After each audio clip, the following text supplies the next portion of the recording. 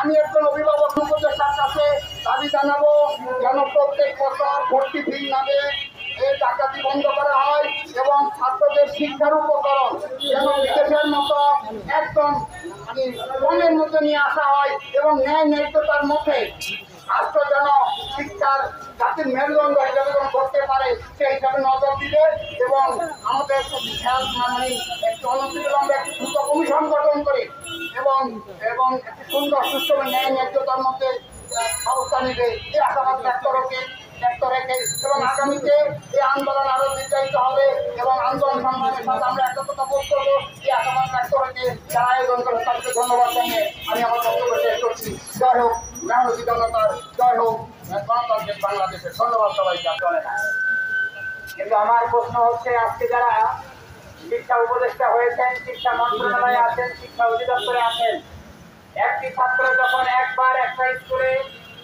সে 1000 টাকা হোক আর 10,000 টাকা হোক, যে টাকা দিয়ে হোক সে ভর্তি হয়, তারপরেও কেন তাকে বারবার প্রতি বছর তাকে ভর্তি ফি দিতে হয়? এটা আমরা জানতে চাই।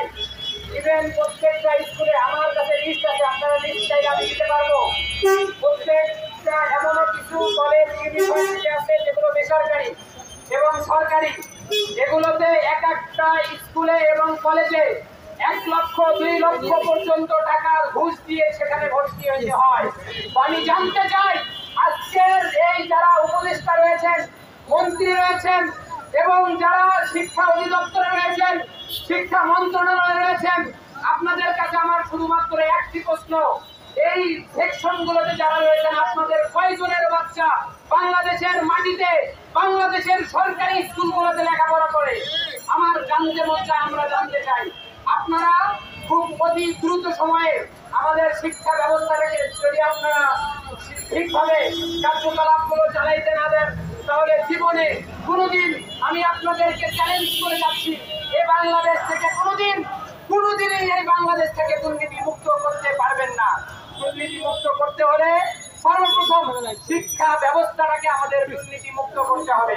এখানে আজকে যারা এসেছে সারা বাংলাদেশে আপনারা খোঁজ নেবেন, প্রত্যেকটা মা বাবা এই ভর্তি ফি দেওয়ার জন্য তাদের শুধুমাত্র খাওয়ার খরচটা বাকি রেখে সমস্ত ইনকাম তাদের ভর্তি ফিতে দিতে হয়। কাজে আমি আমাদের যেহেতু এখন আজকে আমাদের নেতা এবং আমাদের সার্বভৌম আন্দোলনের সাংগঠনিক নেতারা এখন বক্তব্য দিলে আমি আর দীর্ঘায়ু করবো না।